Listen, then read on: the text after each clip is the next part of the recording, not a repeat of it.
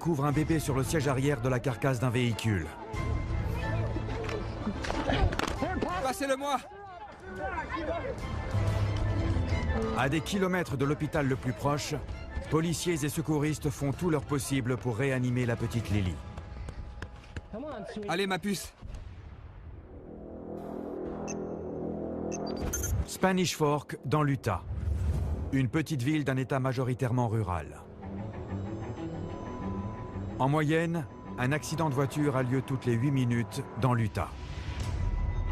Une personne est blessée dans ces accidents de la route toutes les 19 minutes et une personne y perd la vie tous les 2 jours.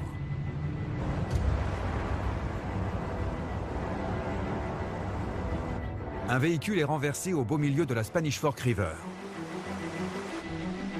L'accident a eu lieu hier soir et le véhicule est resté à moitié immergé 14 heures avant que la police ne soit prévenue. Impossible d'anticiper un appel pareil. On ne sait pas si le conducteur s'est endormi ou s'il y avait un obstacle sur la route. Aucun indice ne permettait de savoir ce qui avait provoqué l'accident. La police arrive sur les lieux quelques minutes après avoir été prévenue. Qu'est-ce qui se passe?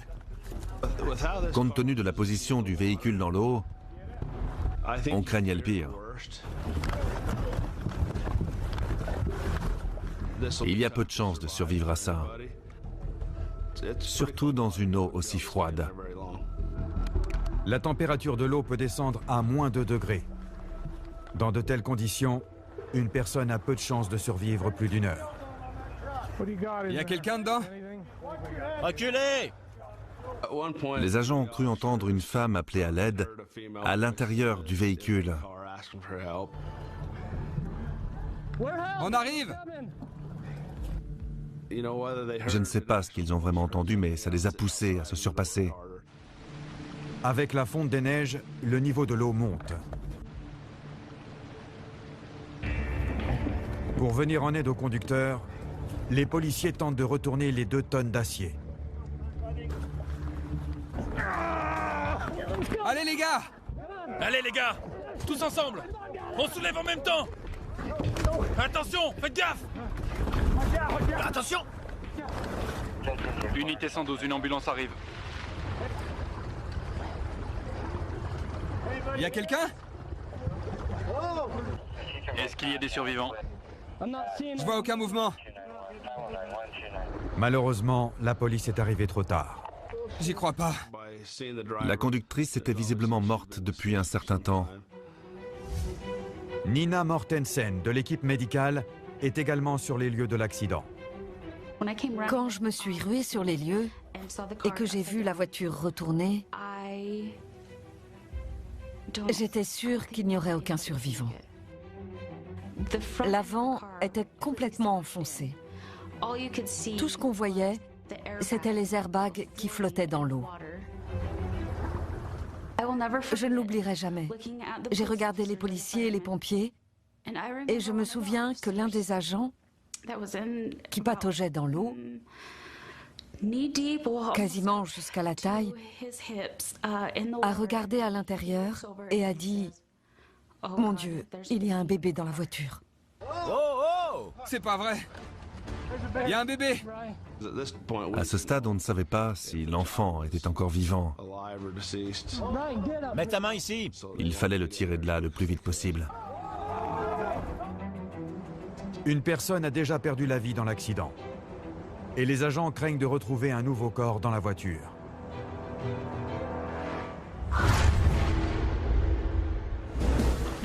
S'il vous plaît. Les policiers ne font jamais 2 fois la même chose.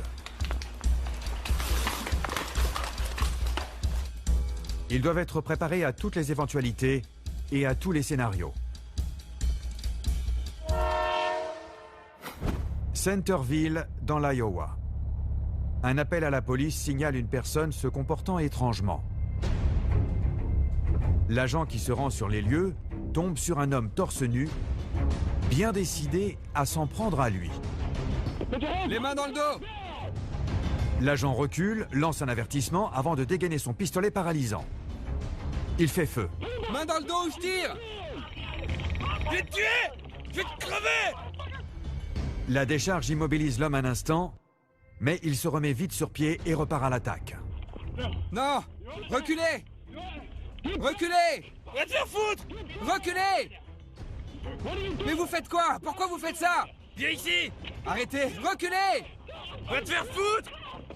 Reculez! L'homme trébuche sur une plaque de verglas. Il tente à nouveau de frapper l'agent et se retrouve finalement les 4 fers en l'air. Restez à terre! Un nouvel agent arrive. Main dans le dos! Ils ne sont pas trop de deux pour arrêter le suspect. Il a son compte. Je lui ai balancé une décharge.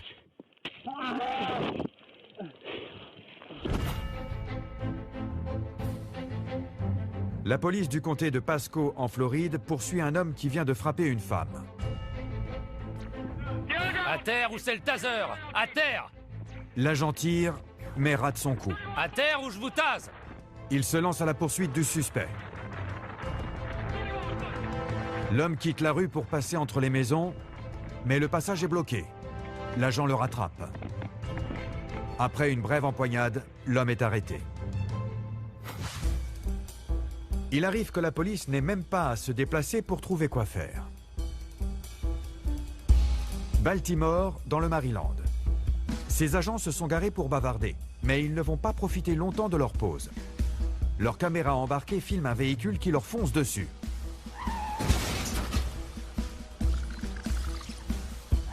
Après avoir percuté l'une des voitures de patrouille, le véhicule s'immobilise un peu plus loin. Les agents réagissent immédiatement. Vous allez bien? Le conducteur sort de la voiture et s'excuse. Ça va? Je suis vraiment désolé. Il jouait à un jeu géodépendant sur son téléphone tout en conduisant. Mais tout ce qu'il aura localisé, c'est un véhicule de police. Ça va? Personne n'est blessé? Non, la voiture était vide. Carrollton, dans le Texas.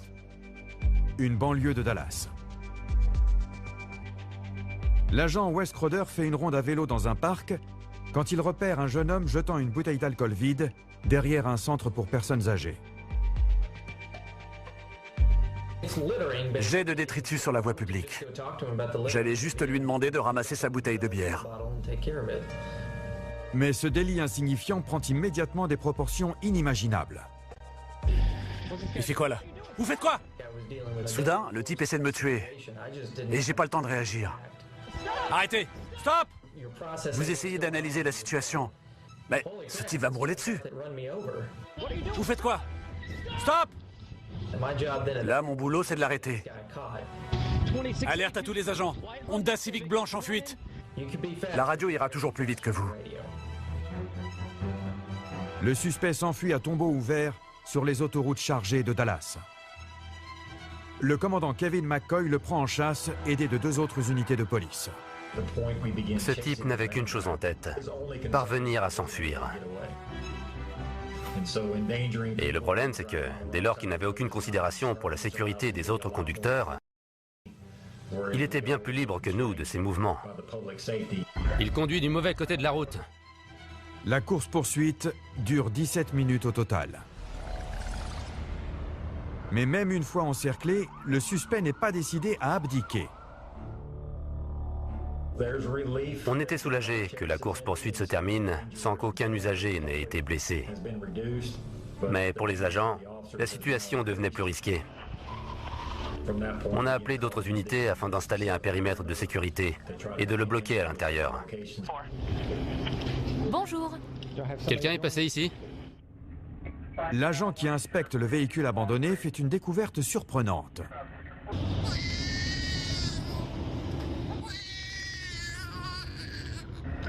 Il y a un enfant dans le véhicule.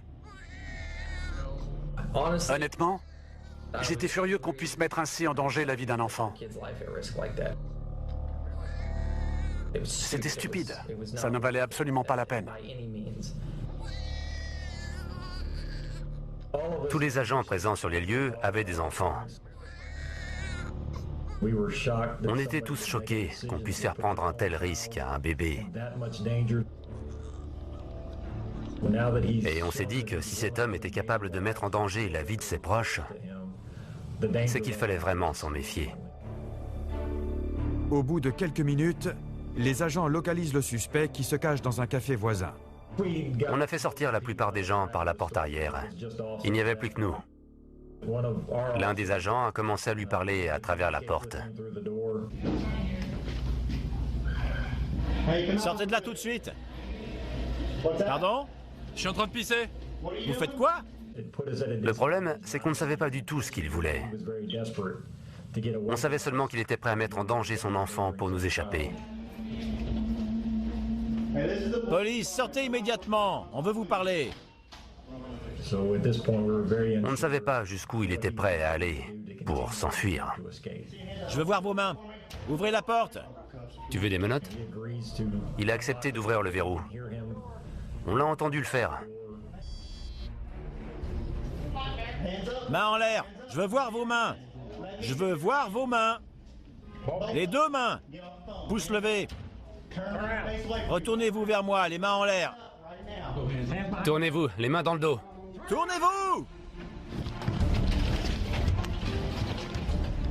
Maintenant que le suspect est maîtrisé, les agents vont essayer de comprendre pourquoi il tenait tant à leur échapper. Arrête de bouger. Quand je l'ai fait entrer dans la cellule, il a levé les yeux vers moi. Je l'ai regardé en secouant la tête. Et il m'a dit « Désolé, je suis sous le coup d'un mandat d'arrêt ». Plus préoccupé par son sort que celui de son jeune passager, l'homme a de la chance que son bébé soit indemne. Il a fait des choix qui non seulement l'ont conduit en prison à cause du mandat d'arrêt, mais l'obligeront à y rester encore plus longtemps à cause des nombreux crimes et délits dont il s'est rendu coupable.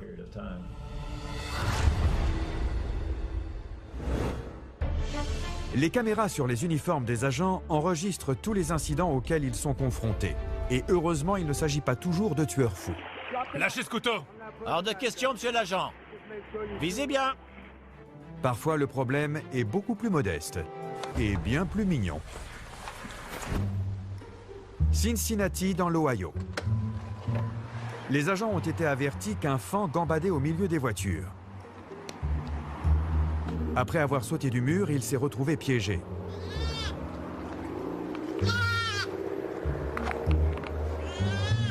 L'agent tente de calmer le jeune daim. Tout va bien, mon grand. Tout va bien. Il retrouvera vite sa liberté à bonne distance des bolides de l'autoroute. On dit que le chien est le meilleur ami de l'homme. Malheureusement, il lui arrive aussi d'être son pire ennemi pour lui-même. Cedar Hill, au Texas. La police est appelée pour venir en aide à un dog allemand en très mauvaise posture. Comme ses maîtres étaient à la campagne, l'animal s'est dit qu'il allait lui aussi partir en balade en se faufilant sous la palissade. Il va se déchirer la peau. Mais le voilà maintenant coincé dessous. J'espère qu'il préférera s'enfuir plutôt que de nous sauter dessus. Les agents s'empressent de défaire les planches en bois avant que le chien ne se blesse davantage l'abdomen. Voilà, tout va bien. Enfin libre, comme la scie. C'est bon.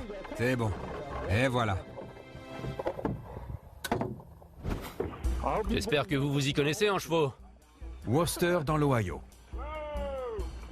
Des agents s'occupent d'un attelage livré à lui-même. Ils essaient d'abord d'arrêter le cheval en agitant les bras. En vain. Je rêve. L'un d'entre eux a alors une inspiration soudaine. Il saute dans l'attelage.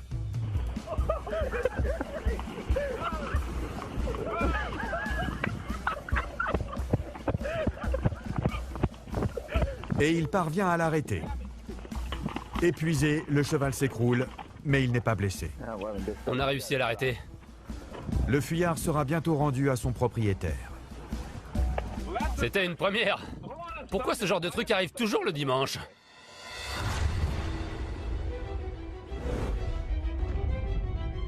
Spanish Fork, dans l'Utah. Unité 112, une ambulance arrive. Y a quelqu'un? Les équipes d'intervention d'urgence viennent de découvrir un bébé à l'arrière d'un véhicule accidenté. Il faut qu'on le sorte de là. Le véhicule est immergé dans l'eau glacée depuis presque 14 heures. Les chances que l'enfant soit toujours vivant sont infimes. C'est bon. Tu l'as? Fais-le passer par le haut. Dès qu'ils ont vu qu'un bébé avait été victime de l'accident, ils se sont dit qu'ils devaient faire tout ce qu'ils pouvaient pour le sortir de là. Allez, on le sort de là. Allez, allez, allez! Le bébé se retrouve dans les mains de l'agent Jared Warner.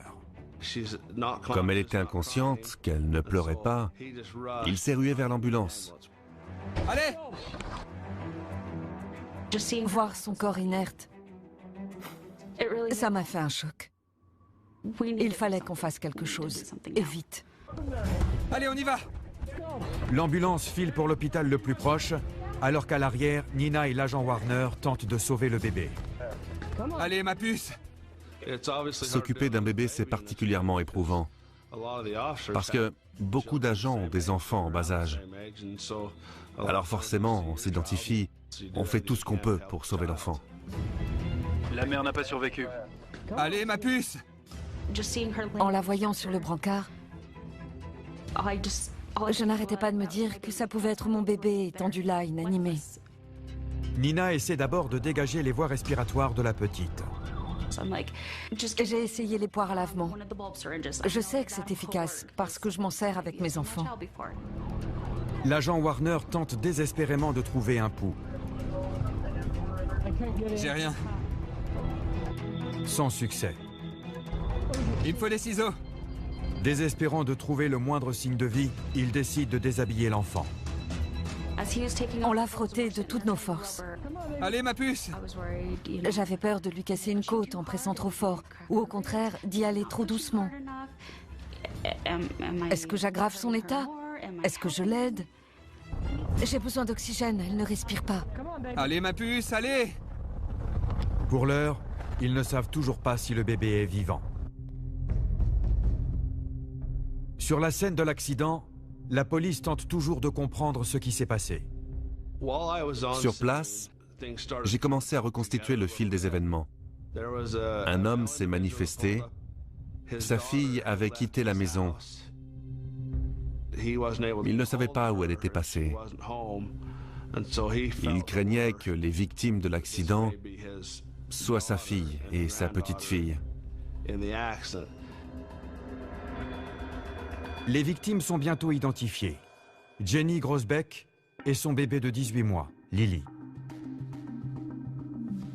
À des milliers de kilomètres de là, en Floride, le père apprend la mauvaise nouvelle. J'ai reçu un coup de fil du père de Jenny, le grand-père de Lily. Il était hystérique. J'ai compris que Lily était dans la voiture renversée dans la rivière. J'étais très inquiet. Il fallait que je rentre, tout de suite. Dans l'ambulance, Nina ne parvient toujours pas à trouver le pouls de la petite. Elle ne sait plus quoi faire. C'était terrible. Il fallait faire quelque chose. Allez, ma puce. On a essayé de la réchauffer, de la perfuser, de lui faire un massage cardiaque. Alors? T'as un pouls? Moi non.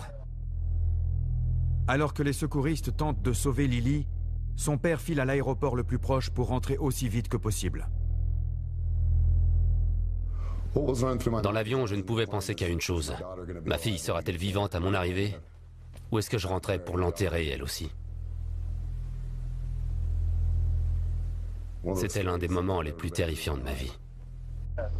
Allez, ma puce. J'ai besoin d'aide.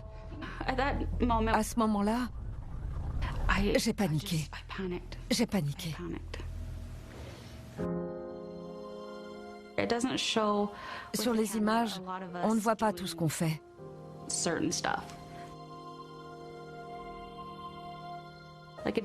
On ne voit pas non plus ma collègue.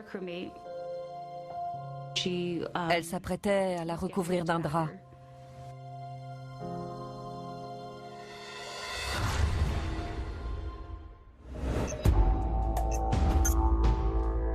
Fort Worth, au Texas. Une dispute a éclaté entre des résidents de ce quartier paisible. Cet homme repeint sa clôture comme si de rien n'était. Jacqueline Craig est venue demander des explications à son voisin qui, selon ses enfants, aurait tenté d'étrangler son fils de 7 ans. Regardez-le. L'une de ses filles filme toute la scène. Au lieu d'aller voir ses parents, vous avez préféré vous en prendre à mon fils. Quand elle se rend compte qu'elle ne parviendra pas à régler le problème toute seule, elle décide d'appeler la police. Je n'avais pas d'appréhension à l'idée d'appeler la police. Je me disais que c'était ce qu'il fallait faire. Voilà la police. Ça va chauffer. On est là. L'agent Martin arrive sur les lieux, équipé de sa caméra embarquée. Il commence par aller voir le voisin. Quand l'agent est arrivé, je me suis dit qu'il allait essayer de comprendre le problème. Bref, protéger et servir. Après avoir entendu la version du voisin, l'agent Martin vient recueillir celle de Jacqueline. Alors, qu'est-ce qui se passe? Mon fils et ma fille sont rentrés à la maison en me disant que cet homme avait tenté de les étrangler. Je suis allée lui demander « D'où tu poses les mains sur mon fils ?» Il m'a répondu qu'il avait jeté un papier et qu'il lui avait demandé de le ramasser, que mon fils avait refusé, qu'il l'avait défié et que c'est pour ça qu'il l'avait étranglé. Peu intéressé par les accusations de Jacqueline, l'agent entreprend de la sermonner sur la façon dont elle s'occupe de ses enfants. Vous lui avez pas appris à pas polluer? J'avais du mal à en croire mes oreilles. Vous lui avez pas appris à pas polluer? Je trouve qu'il aurait surtout dû s'intéresser au fait qu'on avait tenté d'étrangler un mineur. Il n'a aucune preuve que mon fils a jeté quelque chose. Et de toute façon, ça ne lui donne pas le droit de le toucher. Et pourquoi pas? Parce que... Si ce n'est pas un problème que mon voisin étrangle mon fils, alors ça veut dire que la vie de mon enfant n'a aucune valeur. Vous savez pas comment je l'éduque. Et c'est pas parce que vous enseignez quelque chose à vos enfants qu'ils obéissent quand ils sont tout seuls. Pourquoi vous criez? Je commençais à me sentir coupable en tant que mère. Comme si on me reprochait de ne pas être là pour mon fils. Pourquoi vous criez? Parce que vous m'avez énervé en m'expliquant comment élever mes enfants. C'est moi que vous énervez en criant et je vais finir par vous embarquer. Allez-y. Et de quel droit? J'aurais pu hurler 10 fois plus fort. Alors que la tension monte, la fille de Jacqueline tente de calmer sa mère. Allez-y, embarquez-moi. Maman. Mais alors qu'elle tente d'apaiser les esprits, c'est elle que l'agent décide d'arrêter. Ne la touchez pas. Laissez-la. Poussez-vous. Laissez-la. Écartez-vous. À terre, tout de suite. À terre. Quand l'agent m'a jeté par terre, je me suis souvenu de toutes ces bavures que j'avais vues à la télévision. Et je me suis dit que je ne voulais pas que mes enfants me voient endurer ce genre d'humiliation.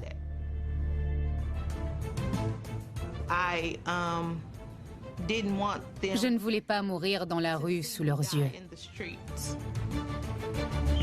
À terre!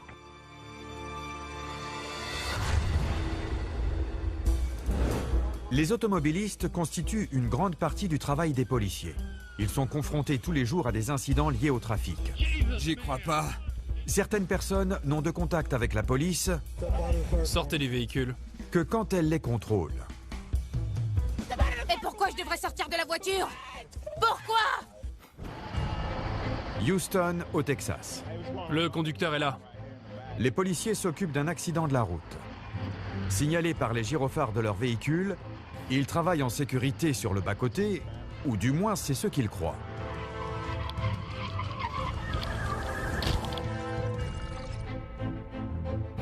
Tout se produit en un clin d'œil.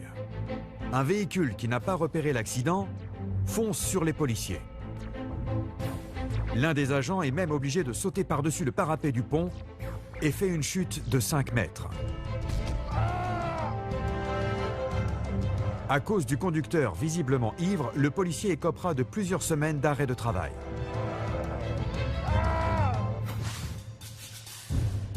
Littleton, banlieue de Denver, dans le Colorado. Un shérif s'est arrêté pour prêter assistance à un automobiliste sur le bas-côté. Il se dirige vers la portière côté passager pour parler au conducteur. Mais ce dernier est déjà en train de sortir. Je fais le tour. Le shérif fait donc demi-tour.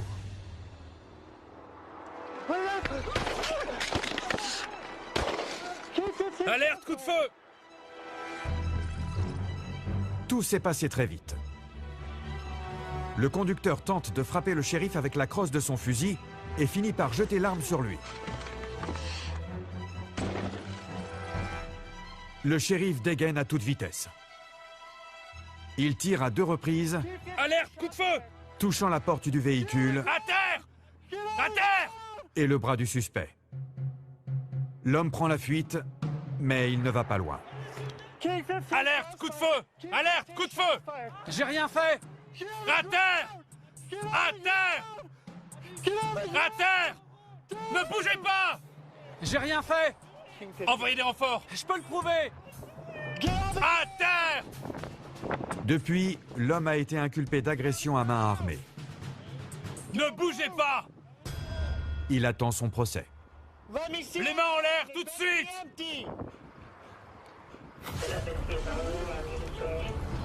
Miami, en Floride. Les policiers s'affairent autour d'un véhicule enflammé retourné sur le toit. Quelqu'un est encore à l'intérieur. Attends, fais attention. Voilà, arrête, attends. C'est une course contre la montre. Mais ils parviennent à sortir la victime. L'homme est blessé, mais en vie. Vous étiez seul dans la voiture? Fort Worth, au Texas. Au lieu d'aller voir ses parents, vous avez préféré vous en prendre à mon fils. Jacqueline Craig a appelé la police, affirmant que son voisin a tenté d'étrangler son fils de 7 ans. Pourtant, l'agent dépêché sur les lieux ne semble guère soucieux de démêler le vrai du faux. Cet homme a essayé de l'étrangler. Vous m'avez énervé en m'expliquant comment élever mes enfants. C'est moi que vous énervez en criant et je vais finir par vous embarquer. Allez-y. Et de quel droit? La fille de Jacqueline tente d'intervenir. Lâchez-la! Lâchez-la! Poussez-vous! Lâchez-la! Incapable de contrôler la famille bouleversée, l'agent Martin décide d'utiliser la force. À terre! À terre, tout de suite! Quand l'agent m'a jeté par terre, je me suis dit que je ne voulais pas mourir dans la rue sous les yeux de mes enfants. À terre! À terre, tout de suite! Maintenant qu'il a menotté Jacqueline, l'agent semble reprendre en main la situation. Dégagez! Dégagez! À terre! Tout de suite! Quand il s'est dirigé vers ma fille de 15 ans, ne bouge pas! J'étais paralysée. À terre! Vous faites quoi? Tous ceux qui interviendront iront aussi en prison! La fille de Jacqueline est arrêtée à son tour. Déjà que j'avais pas été là pour mon fils, au moment où il avait besoin de moi, et là c'était pour ma fille que je ne pouvais absolument rien faire. Forcément, ça m'a complètement brisé le cœur. Je t'embarque aussi! Au secours! Pitié! En tant que parent, ne pas pouvoir venir en aide à ses enfants, c'est comme si votre vie ne valait rien. Elle a 15 ans, bon sang! 15 ans! Monte dans la voiture! Je veux pas! Pour moi, ne pas être capable de les protéger, c'était comme si j'étais morte. J'ai tout enregistré! Tant mieux! J'ai enregistré tout ce que vous venez de faire! Tous les coups que vous leur avez donnés! Je vous embarque aussi! Je m'en fous! Donne le téléphone! Tiens! Prends-le! C'est une pièce à conviction! Arrêtez! Donnez-le-moi! Vous avez pas le droit! Continuez, je vous embarque! Il a pas le droit! Alors que 2 membres de la famille Craig sont déjà menottés, l'agent décide d'en arrêter un 3e. Quand je me suis rendu compte qu'ils embarquaient un autre de mes enfants, j'ai eu l'impression de me retrouver en plein cauchemar. Je n'arrivais pas à y croire. Vous vous en tirez pas comme ça! Ah ouais? Je vous ai vu! J'ai tout filmé! C'est quoi votre nom? L'agression contre le fils de Jacqueline est complètement passée au second plan. Je continue d'enregistrer. Moi aussi, et en HD. HD ou pas, les deux vidéos raconteront la même histoire. Et vous enregistrez? Vous enregistrez? Ouais, ici. Vous mentez. J'ai une caméra. Vous mentez. Il a encore bousculé ma fille pour lui prendre son téléphone et il l'a embarquée. Montez. On a enregistré tous vos mensonges, tous. Ils nous ont emmenés au poste.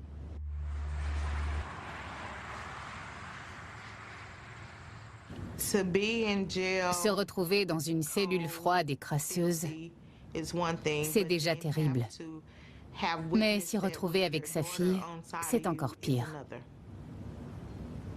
L'avocat de Jacqueline sait que cette affaire ne pourra être jugée que sur la base des images parfaitement neutres enregistrées par les caméras.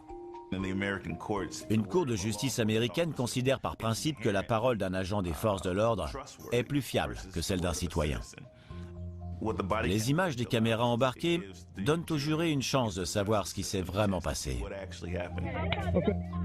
Jacqueline et ses filles sont accusées de troubles à l'ordre public et de refus d'obtempérer. Le plus effrayant, c'est que sans les images, Jacqueline Craig aurait sans doute été condamnée pour les crimes dont l'accusait l'agent William Martin. Tous les policiers ne sont pas mauvais. Et je ne les tiens pas pour responsables des actes d'un seul de leurs collègues. Mais en tant que parent, je commence à me demander si j'ai bien fait d'appeler la police. Une fois les images rendues publiques, la police a lancé une enquête interne. Toutes les charges contre la famille ont été abandonnées. L'agent Martin a été mis à pied pendant 10 jours. L'enquête a conclu que la situation s'était envenimée à cause de lui et qu'il avait fait un usage excessif de la force.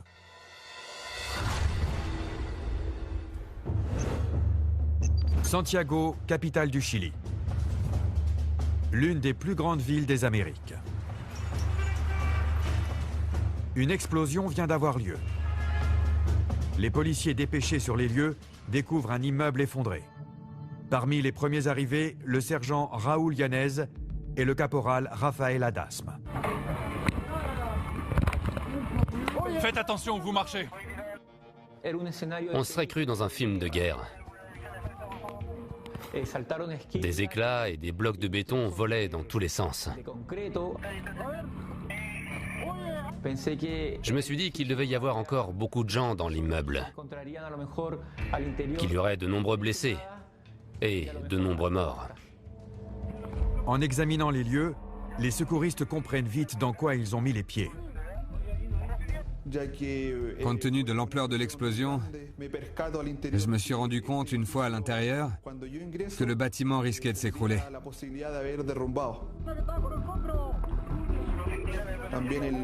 L'odeur de gaz était si forte que j'ai eu du mal à entrer.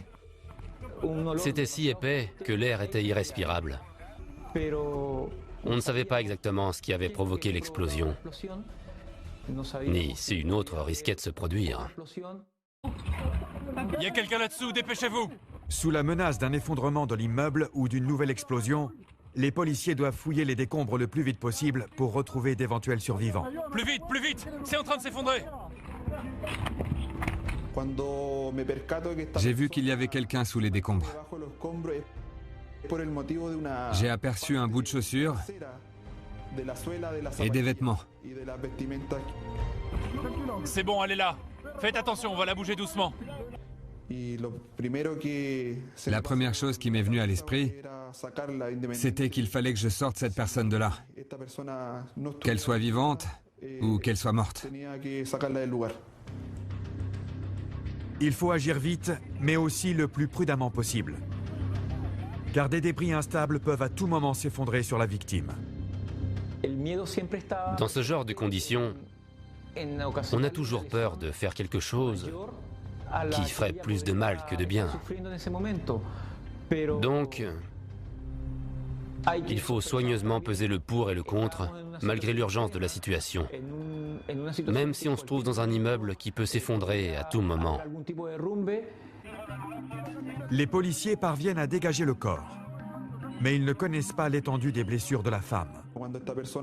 Quand j'ai vu qu'elle était sous les décombres et qu'elle ne me répondait pas, je me suis dit, elle est morte. Allez, allez. L'ambulance arrive. D'accord. Mais là, elle a commencé à bouger ses bras et ses jambes, et à se dégager des décombres. Du calme, Dieu vous bénisse. Alors que la femme revient à la vie, les secouristes peuvent mesurer l'étendue de ses blessures. La majeure partie de son corps et de son crâne était brûlée. C'était clairement très grave. Du calme, on va vous aider. On savait qu'il fallait agir vite. Le bâtiment doit être évacué immédiatement et la victime recevoir des soins le plus vite possible. 1, 2, 3. C'est bon. On y va doucement. Doucement.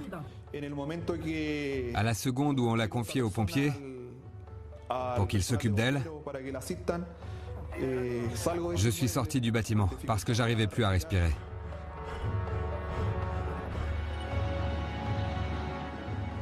Je crois pas être un héros, mais je trouve ça gratifiant de venir en aide à ceux qui en ont besoin. Raphaël ne pense pas être un héros, mais les actions que les caméras ont enregistrées prouvent le contraire. 1, 2, 3. Des mois plus tard, le bâtiment n'a guère changé depuis la tragédie. Il rappelle à tout le monde le drame qui s'est joué ici. Par miracle, la femme piégée dans les décombres se remet peu à peu de ses blessures.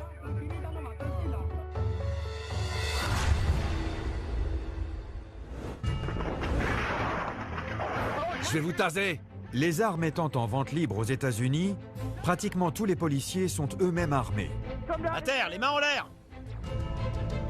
Depuis 2014, plus de 12 000 personnes ont été tuées par arme à feu chaque année. Un chiffre qui ne cesse d'augmenter. Lâchez votre arme!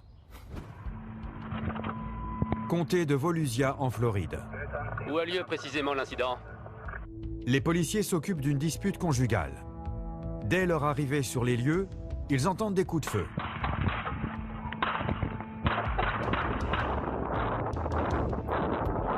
Attention, ça tire!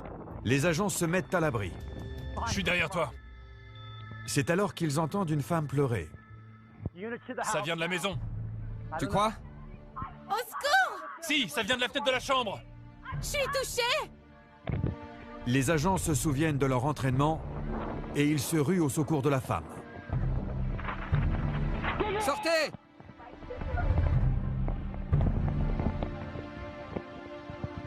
Tournant le dos à la maison, le policier conduit la femme à l'abri.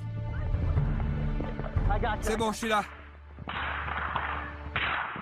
Sous une pluie de balles, ils parviennent à se réfugier chez un voisin. Je sais. Je sais. Le tireur est toujours à l'intérieur. Mais il finit par se rendre. Ça va? Une dispute conjugale s'est transformée en scène de western. Arrêté et inculpé, le mari attend désormais son procès. Entre 2006 et 2014, 760 Américains ont été abattus par un conjoint ou un ex-conjoint. Plus de 80% des victimes étaient des femmes. C'était moins une. Cincinnati, dans l'Ohio.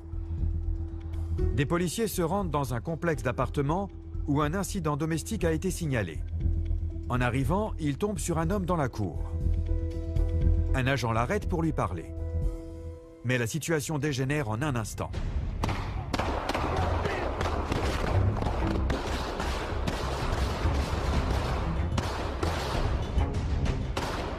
Malgré le feu nourri,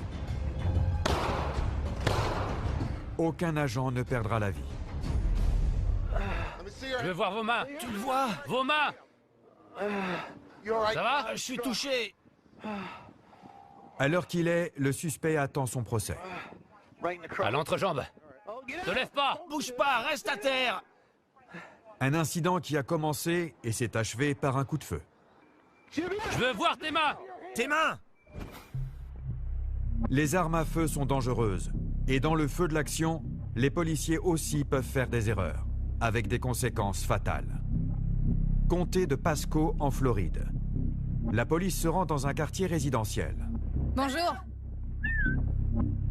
Mais la fouille des lieux est interrompue par un chien. Oui, mon grand. Tout doux. Saloperie! Elle n'a pas le choix. Mais tout ne se passe pas comme prévu. Je me suis tiré dans le doigt. Quoi? Je me suis fait sauter un doigt. Ah bon? Ouais. L'animal blessé est inconscient. Bon, ça fait mal. Reculez! Heureusement, ce n'est qu'une éraflure. Mais c'est la preuve que même des professionnels entraînés ne sont pas à l'abri d'une erreur. Merde, ils auraient pu l'attacher. J'y crois pas. Spanish Fork, dans l'Utah. Une voiture gît sur le toit dans les eaux glacées d'une rivière en crue. Eh oh! Y a quelqu'un? La conductrice est morte. C'est pas vrai.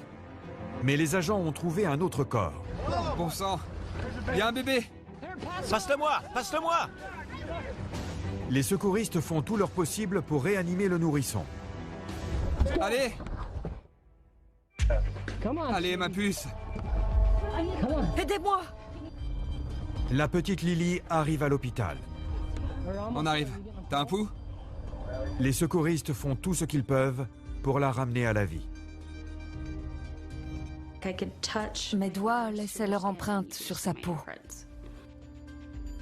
Je n'avais pas le moindre signe vital. Je ne sentais rien. On a une fois de plus cherché un pouls. Allez, ma puce. On avait un semblant de pouls sur l'artère fémorale, dans la jambe. Mais c'était vraiment très léger. On n'en était même pas sûr. On se gare. L'ambulance arrive enfin à l'hôpital. Allez, on entre. On a fait un massage cardiaque. La voiture est tombée dans la rivière? Elle est restée sous l'eau. Immergée? À la seconde où elle est arrivée à l'hôpital, je me souviens que je suis tombée à genoux et je me suis mise à pleurer. Je n'arrivais pas à me contrôler. C'était terrible de se dire que ce pauvre bébé innocent risquait d'avoir des lésions cérébrales et une vie ruinée à cause de ce qui s'était passé. C'était très dur pour moi. Très dur. Alors que Lily est entre la vie et la mort, son père arrive à l'hôpital. Elle était inconsciente. Elle était glacée, en hypothermie. Les médecins m'ont demandé de m'asseoir et m'ont dit que je pourrais bien perdre ma fille. Du temps est passé depuis ce jour tragique. Et ce que les caméras ne montrent pas, c'est comment va Lily aujourd'hui.